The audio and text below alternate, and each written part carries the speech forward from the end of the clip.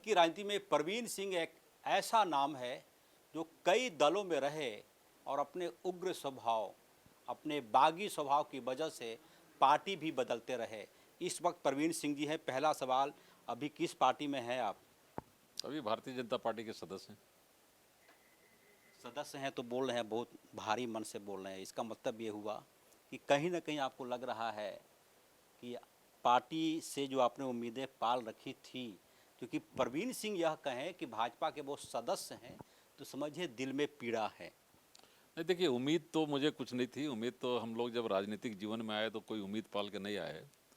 और आपने एक बात ठीक कहा कि थोड़ा मेरा तेवर कुछ थोड़ा सा रहता है, लेकिन हम बाबा साहब अम्बेडकर के सिद्धांतों पे चलने वाले लोग हैं, जो संविधान कि भाई 5 साल परखो समझो और उसके बाद 5 साल के बाद हर एक व्यक्ति को एक बार फैसला लेना चाहिए।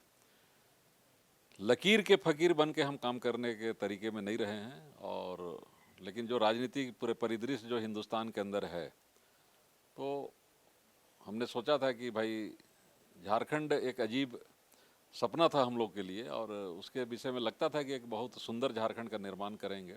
और मैं तो बिहार विधान परिषद का सदस्य था, और उस समय बिहार के हमारे मित्रों ने मुझसे कहा था कि आप बिहार में रहो, दोबारा भी परिषद के सदस्य बनोगे, मंत्री बनोगे अगर सरकार आएगी तो।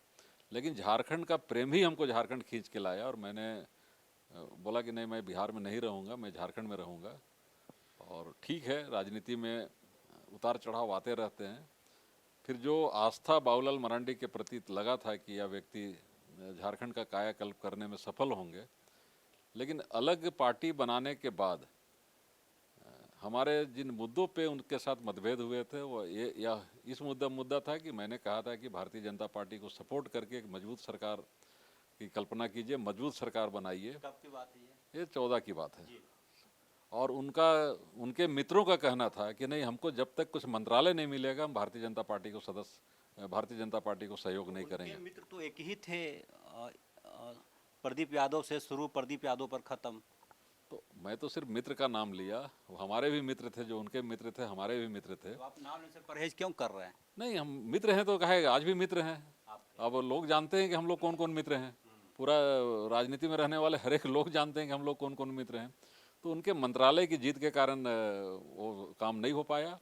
और बीच में एक और आदमी। 2014 में राज्य में हमको लगता है कि रघुवर किसकी सरकार थी नहीं, यहाँ? उस समय चुनाव हुई थी, रघुवर जी की सरकार बनी थी अस्सू के सपोर्ट से।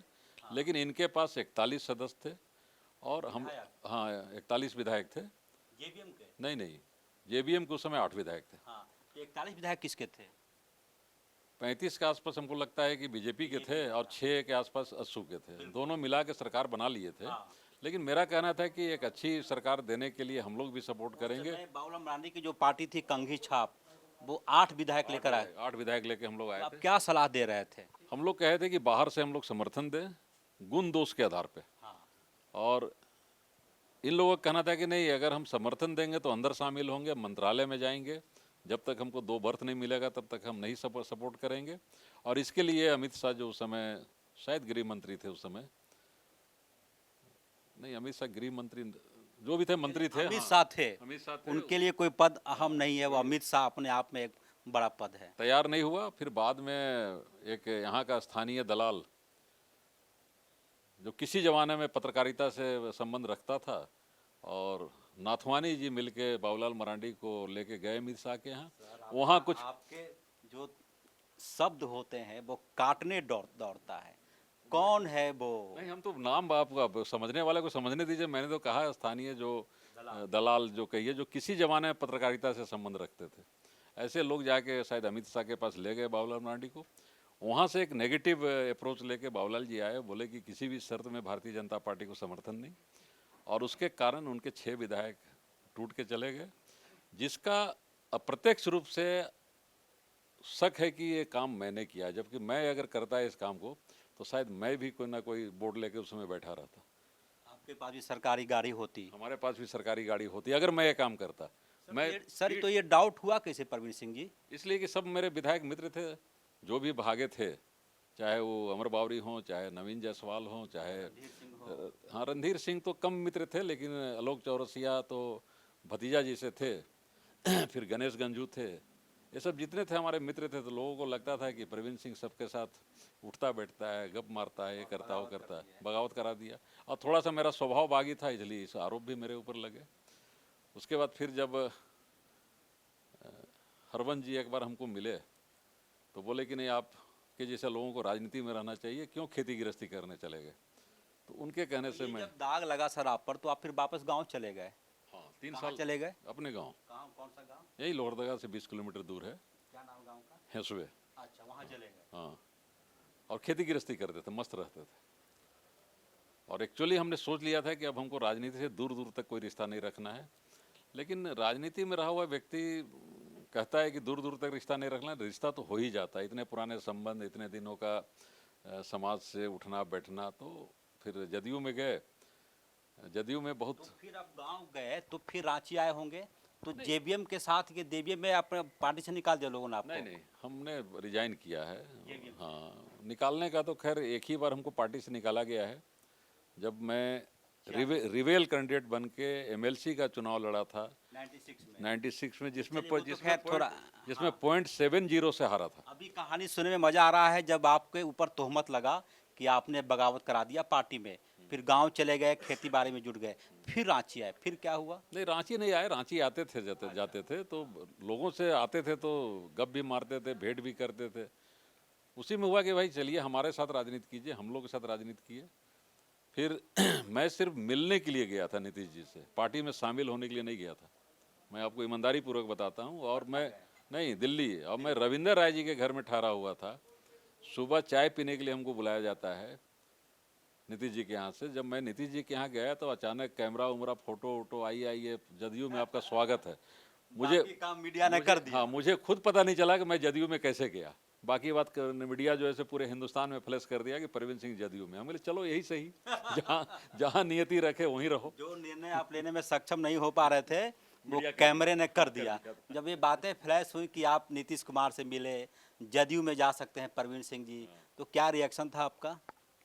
नहीं, हम तो चूंकि 3 साल से एकदम निर्दल टाइप से थे। नीतीश जी बातचीत में बहुत अच्छे लगे। जो समाचार पत्रों में जो आता था कि भाई उनके पास विजन है, ये तो काम करने में मज़ा तो आ ही रहा था, इसमें कोई शक नहीं है। लेकिन जदयू नीतीश कुमार जी को छोड़ दिए तो बाकी बात जो स्थिति है, जितना वहाँ पॉलिटिक्स है, जितना वहाँ पर जातिवाद है, तो ये थोड़ा सा मेरे समझ से बाहर का अथी आया। तो हमको लगा कि नहीं, साइलेंटली हमको पटना गए। पटना में नीतीश जी ने हमको 1 दिन का बाद टाइम दिया।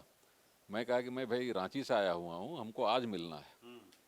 तो वो बोले कि नहीं, आज तो नहीं मिल सकते हैं। तो हम कहे कि ठीक है, तो उनको बोल दीजिएगा टाटा बाय बाय, और हम अब वापस आने वाले नहीं। हमारे कुछ मित्र थे, हमको फ़ोन करके बोले अरे सीएम है, 1 दिन बाद बोल रहा है, तो अब ऐसे क्यों चल रहा है। हम कहे भाई कोई रहे, हमने भी जीवन का खपाया है इस राजनीतिक जीवन में।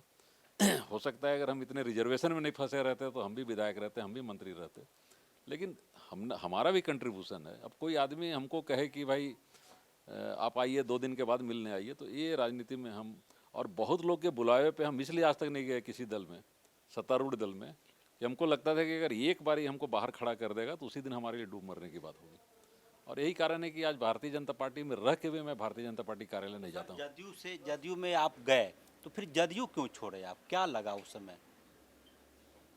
हमने कहा ना कि जो घनघोर स्थिति मैंने देखा वहाँ पर, क्या घनघोर देखा?